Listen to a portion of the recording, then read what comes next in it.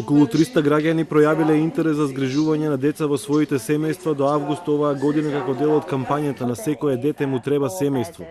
37 од нив ја поминале прајт обуката за згрижувачи и ќе добијат препораки да бидат вклучени во регистарот на згрижувачи на Република Македонија. Еден од нив е и Живко Силјановски од Прилеп. Тој е актуелен директор на Центарот за социјални работи во Прилеп. Тој има две ќерки кои живеат и работат во Скопје и сега решиле со неговата сопруга вишокот љубов, но и недостигањето на неговите ќерки да го надополни со нов член на неговото семејство.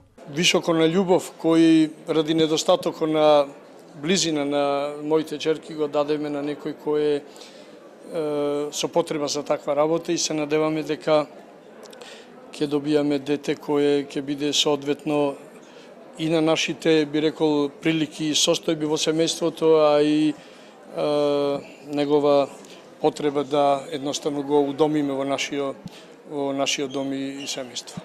Оваа кампања има за цел развој на стандарди и систем за мониторинг и евалуација на услугите за сместување во згрижувачко семејство. Прајд сертификатите кои ги добија идите згрижувачи им обезбедуваат интернационално и национално признаен сертификат, како истекнување на посебни знаења и вештини кои ќе им бидат потребни во текот на згрижувањето. Со оваа кампања всушност помогнавме да се подигне свеста за згрижувањето, да се зголеми бројот на згрижувачи, бидејќи, како што знаете, процесот на деинституционализација во нашава земја веќе актуелно е почнат. Тоа значи дека децата од институции треба да излезат и да бидат сместени во форми кои што се базирани на семејна грижа. Проектот на секое дете му треба семејство е имплементиран од СОС Детското село Македонија, УНИЦЕФ и Министерството за труд и социјална политика.